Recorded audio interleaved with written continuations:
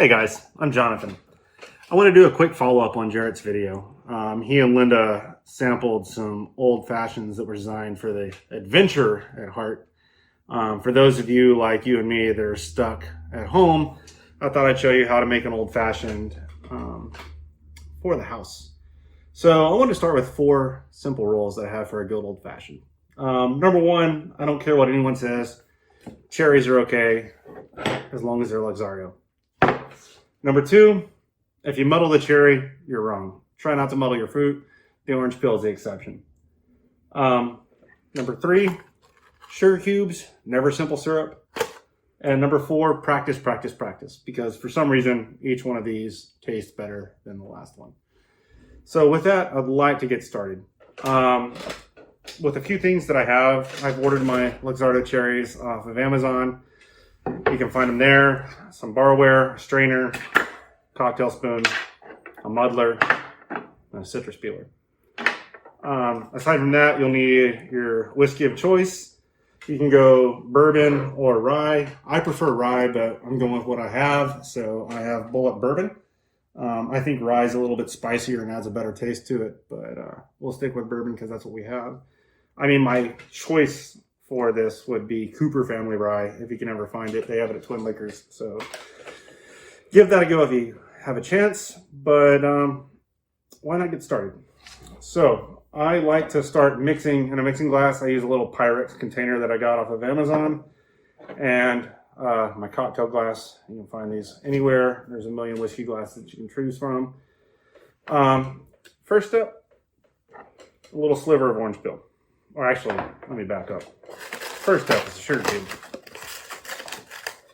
Take your sugar cube, drop it in your mixing glass, and then you go for your bitters. This is Angostura aromatic bitters. I usually start with that.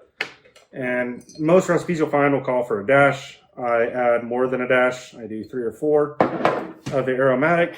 And then I like to throw in a simple dash of the citrus bitters to kind of top it off. I think that adds a nice flavor. You might enjoy that a little bit better. That's just me. And then you let it soak for a little bit, and then just kind of crush it up with your muddler. Next is your orange peel. Just take a nice sliver off, get as much as you can get. Try not to get your finger. I dropped this one on the floor, so we'll do another one.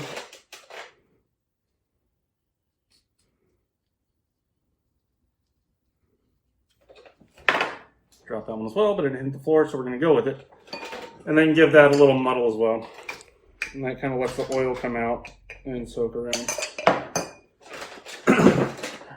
Now that you have your bitters and your orange peel muddled, throw in your booze. I just use a simple jigger. Most recipes call for a full pour, so we'll do that. I throw in a little bit more just for me because that's how I roll. And that's muddled. Throw in a little ice and get to stirring. So one of my bartender friends showed me that the trick to stirring these is to hold your hand high up on the spoon and stir from the top rather than trying to stir from the bottom. And it makes it more even and helps the ice melt. I don't know if that's true, but it's a lot of fun to do.